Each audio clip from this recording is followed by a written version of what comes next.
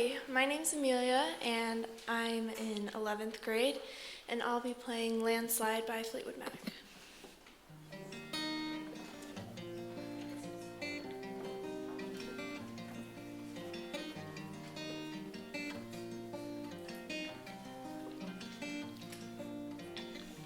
I took my love, I took it down. I climbed a mountain and I turned around, and I saw my reflection in snow-covered hills, till the landslide brought me down. Oh, mirror in the sky, what is love? Can the child within my heart rise above? Can I sail through the changing ocean tides? Can I handle the seasons of my life?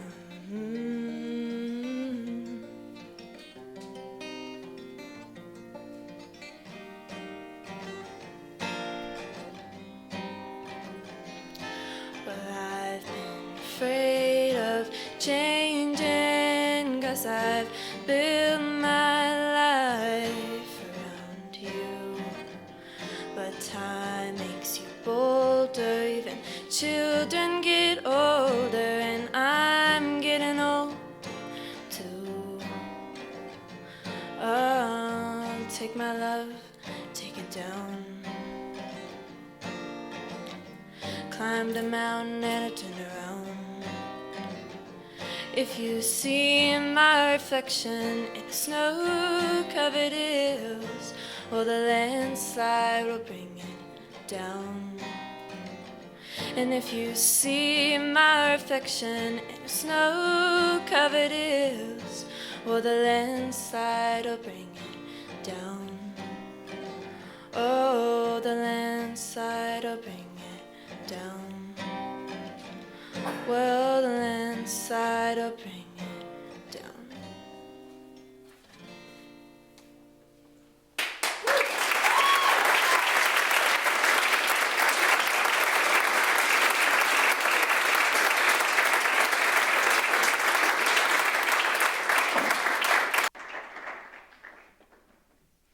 Good morning.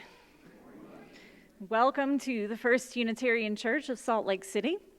I'm the Reverend Monica Dobbins. I'm the assistant minister of this congregation, and it is my joy and privilege to welcome you here this beautiful Sunday morning. If you are visiting this morning, you have picked a wonderful time to be here. Today is our annual youth worship service, led by the high school students of our congregation. So while you won't hear a sermon from a minister, and you won't enjoy the wonderful music that's usually provided by our choir and our music director, what you are going to experience today is a faith tradition that is growing and welcoming new generations, a tradition that trusts its young people to lead us into the future. I would also like to welcome this morning our junior high and middle school students. Good morning. We are so delighted to have you here in your sanctuary. Usually these students are up in their religious education classes during this hour. Some of them are engaging in learning about healthy sexuality. Others are learning about the world's faith traditions that are here in our community in Salt Lake. But today you're here, and I want you to pay close attention, because next year it will be you in this pulpit leading us in worship. There's a chant in one of our hymnals that asks, "Where do we come from? Where are we going? What are we?" These are the questions that our youth have been engaging this year as they have spent the year studying identity. At a time of their lives in which the formation of their personal identity is one of the most critical tasks that they face, and at a time in the life of our nation when politics are more greatly influenced by personal identity than ever, There seemed no better time to delve into the intersection of the personal and the political than this year. Our youth have studied race, migration, gender, within the contexts of Black Lives Matter, #MeToo, and the migration crisis, always with an eye on how their own identities fit into the larger picture. Under the leadership of Kristen Quinn, Jill Okarma, Derek Giersdorf, Jenica Davis-Hockett, and our dear friend Cooper, who recently moved to California to pursue his dreams, these youth have prepared to enter adulthood with a finer sense of themselves and of the privileges, challenges, and responsibilities that will inform the lives they lead in the future and the faith tradition they will shape. They're also preparing to embark on their biennial trip to Alabama this year, where they will learn about the history of slavery and lynching in the United States and the gains of the civil rights movement, as well as what still remains to be won in the fight for racial equity and justice. Our deepest gratitude for these teachers, for our religious education staff under the leadership of Amanda Esko, and for all of you who have helped to support these students in their difficult work this year. Their hope is that during this worship service on the theme of identity and change, you'll get a sense of the culture of their class and the way they approach these important questions together as Unitarian Universalists. And now I'd like to invite our first student to come forward and begin the service with the lighting of the chalice.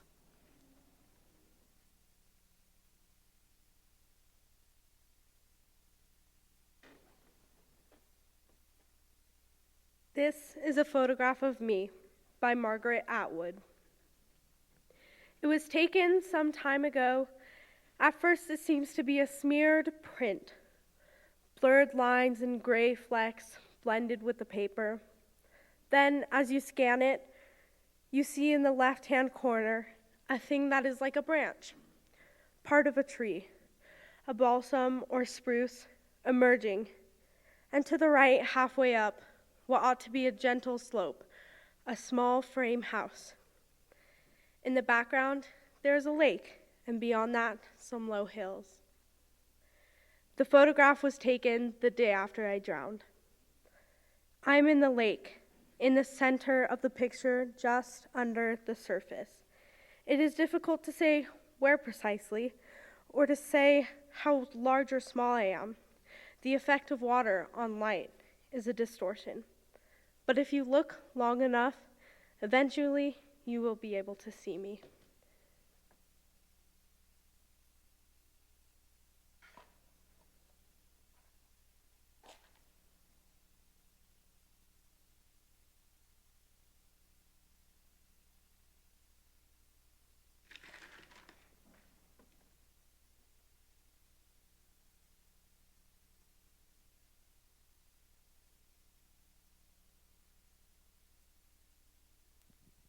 Okay, so a ritual in the high school class is that every morning we have a check-in that everyone in the class responds to.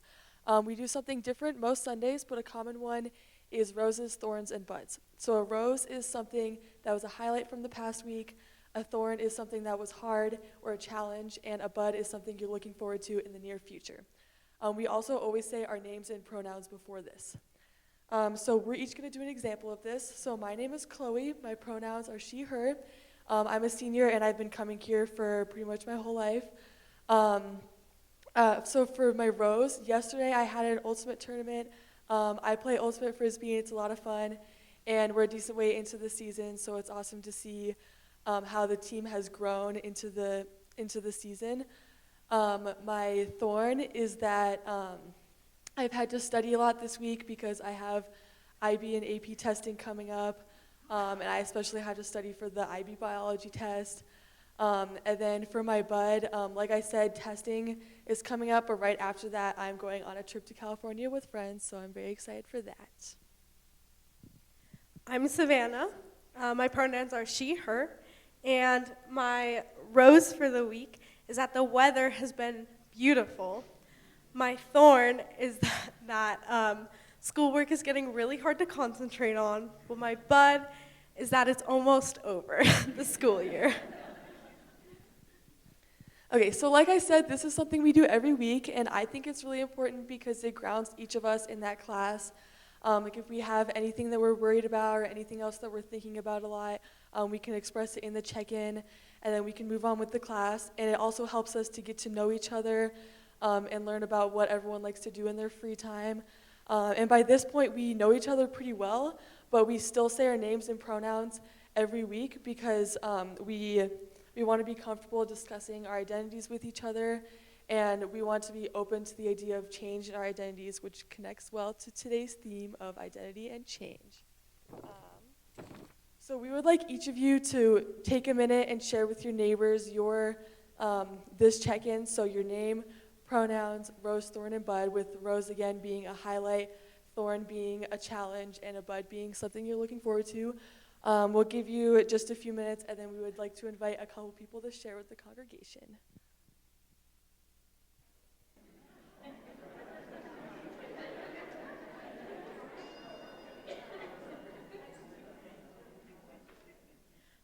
All right, by raise of hand, who would like to share their check-in with the congregation?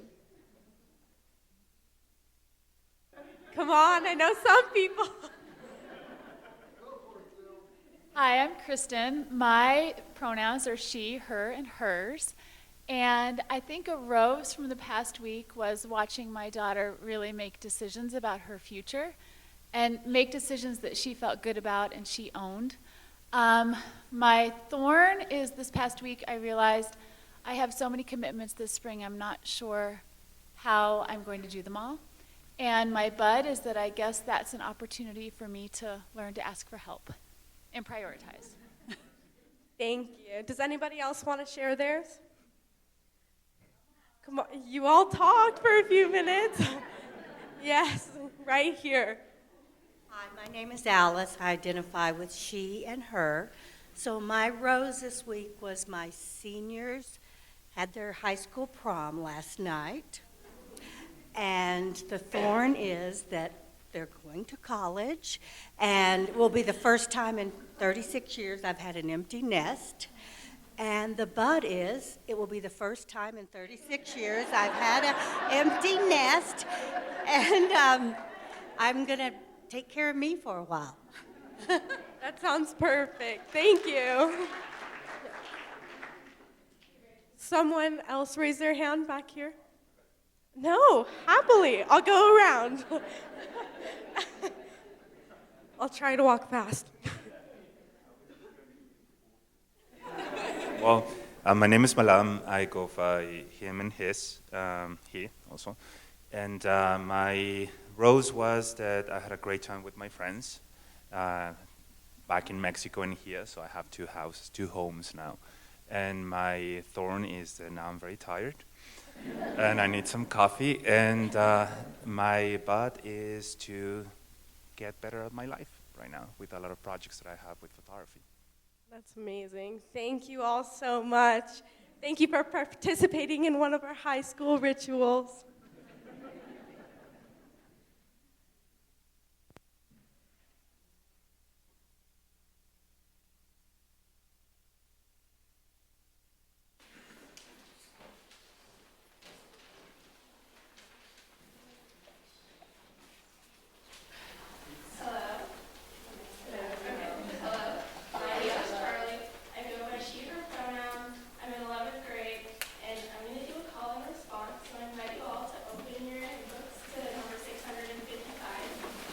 Change alone is unchanging.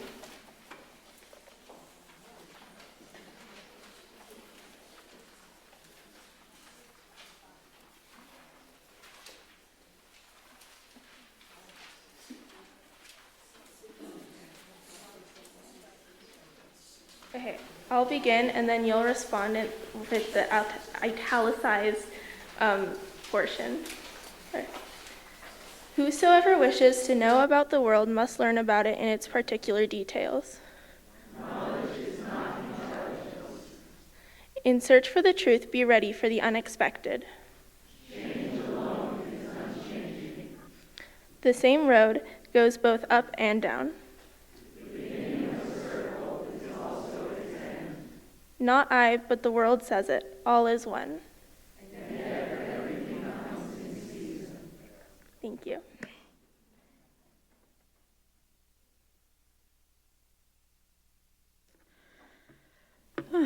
Hi, my name is Asha. My pronouns are she, her, and I'm a senior this year. And here we go. My parents named me after the Sanskrit word for hope, so in some ways I feel like I have a predisposition to be optimistic all the time. But the thing is, I tend to be pretty pessimistic about the state of the world today.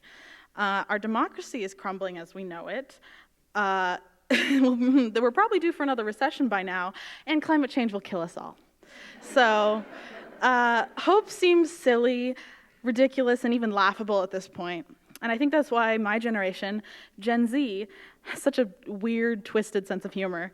Like, the world is ending, so why not, tweet about nihilism? Our identities are changing just as fast as the world around us, and we're just trying to comprehend it all. 16-year-old climate change activist Greta Thunberg's words went viral when she spoke at the World Economic Forum in front of hundreds of world leaders.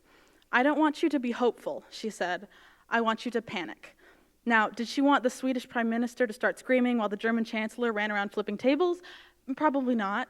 But by panic, she meant take action. And I think that's the key piece here. When people are told to be hopeful, they get a nice, warm, fuzzy feeling inside and are satisfied knowing that everything will be okay. But with climate change and so many other challenges that we face today, it's not enough just to have hope. We have to take action and create our own change. But I don't think that hope and action are mutually exclusive. In fact, we can only have hope because we are taking action. The two are inextricably linked. And that's what will save our democracy, our climate, and our rapidly changing world. Not empty words that inspire fuzzy feelings, but hopeful action that will actually make a difference.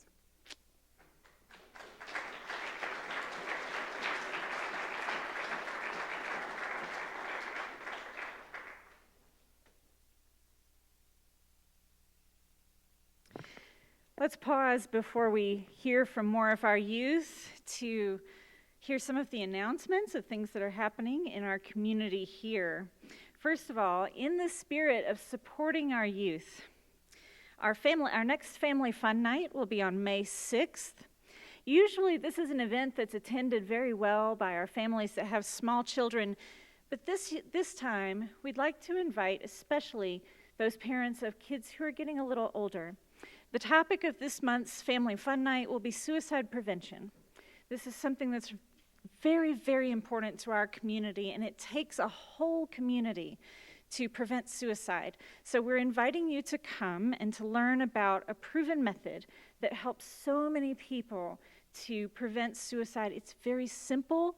I've been through the program myself, and I can tell you that it's easy to learn and it can save a life. It's called QPR, Question, Persuade, Refer. So if you are a parent or a guardian or someone who loves older kids and you want to help us in our efforts to prevent suicide, you are invited to this Family Fun Night on May 6th. Second, and in transition, I guess, our congregational meeting is coming up on May 19th. And we always sell sandwiches, both to support our youth as they go on their annual trips, and also to support ourselves as we sit through the congregational meeting. Now, the line for the sandwiches is often long, so now this year we're trying to shorten the line by pre-selling the sandwiches. And so you can go ahead and purchase your sandwich today, and every Sunday up until the congregational meeting, just check in at the religious education table in Elliott Hall. Go ahead and buy your sandwich and skip the long part of the line. Now, speaking of the congregational meeting, every year around this time, we offer a congregational survey that helps us to gather information about whether this congregation is supporting you spiritually, whether it's supporting our community, and whether it is continuing to fulfill the mission that the congregation has set for itself. In addition, this year, we're asking for some extra demographic information, especially in relation to race and ethnicity, and in relation to sexual orientation and gender. This is information that the UUA asks us for every year, and to be honest, we just kind of guess. But we don't think that guessing is going to get it anymore. We want to get real data from people so that we can tell the UUA as accurately as possible what proportion of our congregation identifies as non-white and what proportion of our congregation identifies as non-straight. This will help us to serve you. It will help us to serve the denomination as well. Now, last year's congregational survey, we got maybe 40 or 50% participation. Guess who responded the most? Older women, older white women, over 50. Now, is our congregation made up of older white women over 50? No. What that tells me is that the husbands are not responding. The young folks are not responding. We need every person to respond to the survey. It's not for the whole household, it's for every individual. So please, when this survey lands in your email box, or if you want to pick up a paper copy, I think next week, right? Yeah, starting next Sunday. Every person fill out the survey, and you'll be doing your congregation a lot of good. Okay, I have one more announcement. Can we get real about the pledge campaign? Our bylaws, your bylaws, require us to pass a balanced budget. What that means is that we can only write a budget according to the pledges we have already received. That means the blue cards, we can only work from those. We can't guess based on what people pledged before. We can't project based on previous pledges. We can only work with the pledges that have already been turned in. And only 2/3 of our congregation have turned in their pledges. That means that on paper, we're $100,000 short. Reverend Tom and I do not want to write a budget that's $100,000 short, and believe me, you don't want to pass it. So, if you have turned in your pledge cards, thank you. We are so grateful. If you haven't turned it in, the deadline is yesterday. If you haven't done it yesterday, do it today. Let us breathe. Let us get a good night's sleep. Go ahead and turn it in. We know that you're going to pledge, but we need to see it in writing. So go ahead and take care of it today. And now, we'll put on our smiley faces, greet one another in fellowship, and also accept this morning's offering. Thank you.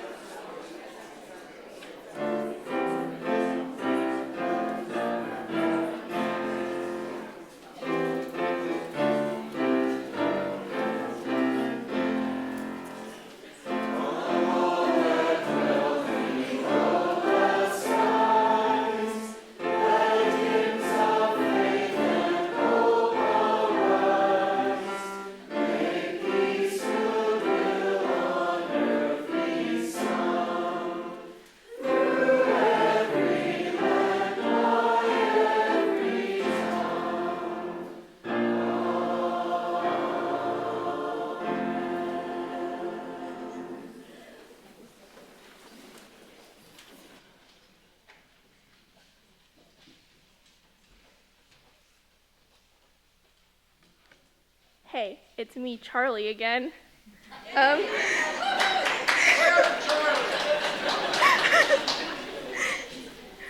As one of our themes today is change, I thought I would talk about something we're all a part of that influences change: generations.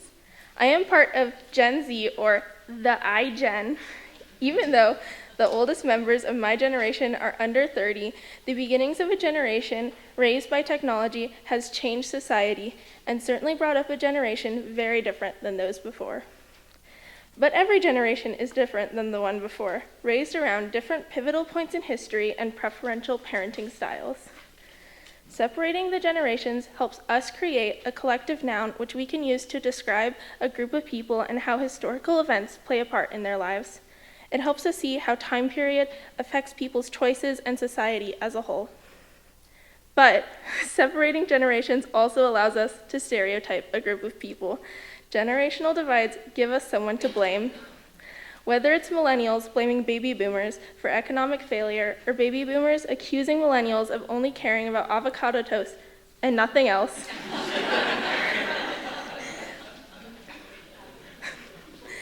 Blaming an entire group of people divided by an almost imaginary line doesn't help any of us. When people call me and my generation the iGen, they are telling a group of people who the majority of hasn't even graduated high school, and some who haven't even started kindergarten yet, that the negative aspects of technology and technology reliance are their fault, which is ridiculous. My life experience is way different than that of a 4-year-old. Same with a 25-year-old compared to a 39-year-old, a 40-year-old compared to a 54-year-old, and so on. In a New York Times interview, Kieran Collins, a 22-year-old chairman of the Democratic Party in Lewiston, stated that the whole notion of cohesive generations is nonsense. We don't need to blame people for problems just for the sake of putting someone at fault. We need to look past landmarks that influenced our childhoods and look at what is happening in the present. Look at what we can do together to make the world a better place.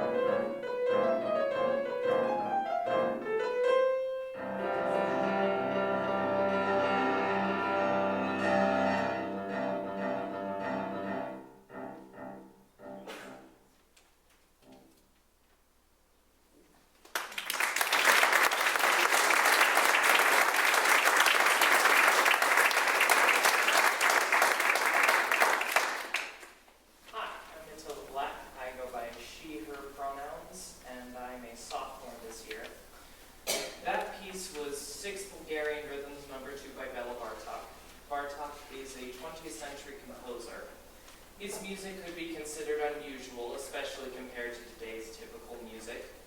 But even in Bartok's times, some of the composers were writing melodies like this.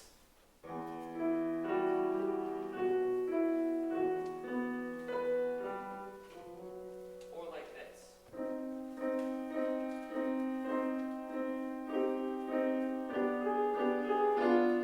Not this. His identity within the culture of music is different than anyone else. There is another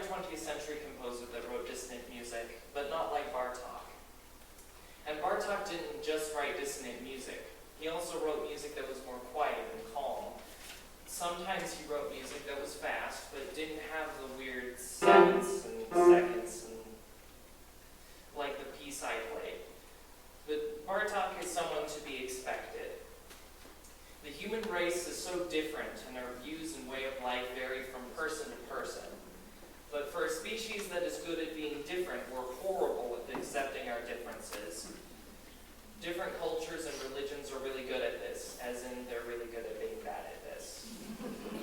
A majority believe that everyone should be a certain way. In the case of Christian religions, that means being straight, white, cis, and believe in everything they say. And it bleeds into cultures and governments. Our current president is a good example. He's so wrapped up in himself that he doesn't take time to understand human beings, and you get the gist of it. So people who are in certain religions or cultures feel awful about themselves, like this. That was garbage. And that's how people end up feeling, like outcasts, shameful, garbage people. And since the human race is so different from person to person, everyone starts feeling like this. And we make laws that make the problem worse, and we don't stop people who make the problem worse. Here's another example, the war on drugs. It started with a racist law, and if Nixon was better at understanding that people can just be different, then none of that would have happened. I challenge you to be a little more aware of other people's differences, because the reason why we need social justice is because a whole lot of people couldn't. I challenge you to ask yourself and other people what they think makes them different from everybody else. Any answer will do, because in this world, you can't go wrong.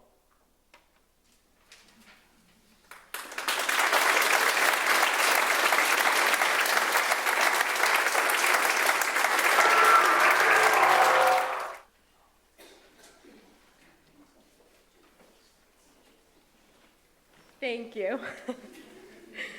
Okay.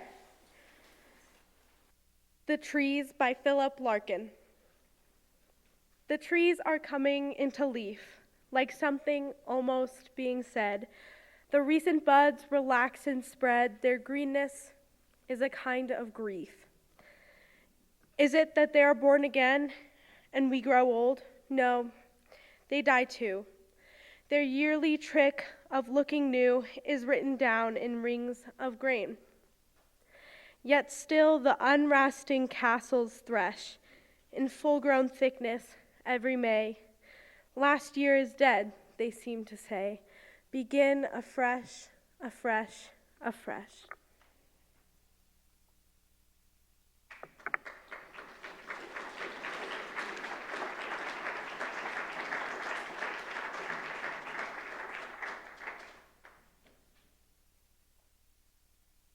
Honestly, and I'll play an original song.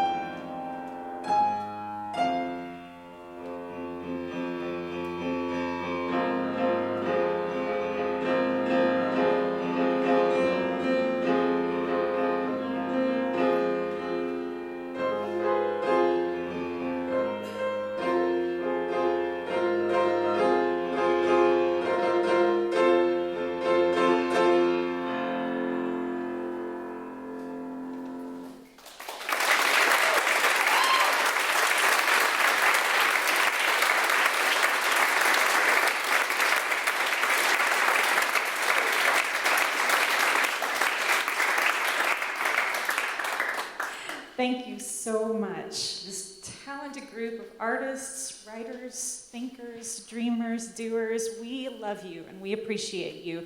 Your whole congregation is behind you. We want to see you succeed and thrive. Let's show them our appreciation.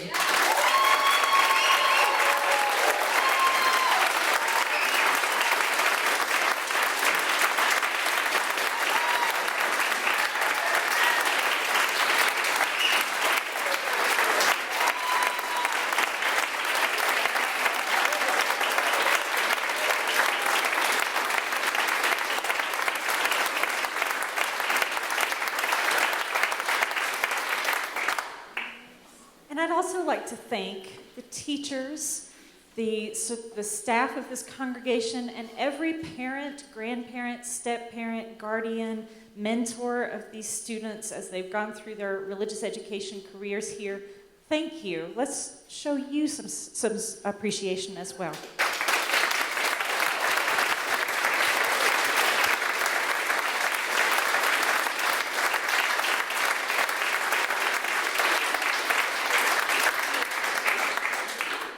And now let's break for coffee, conversation, and more roses, buds, and thorns.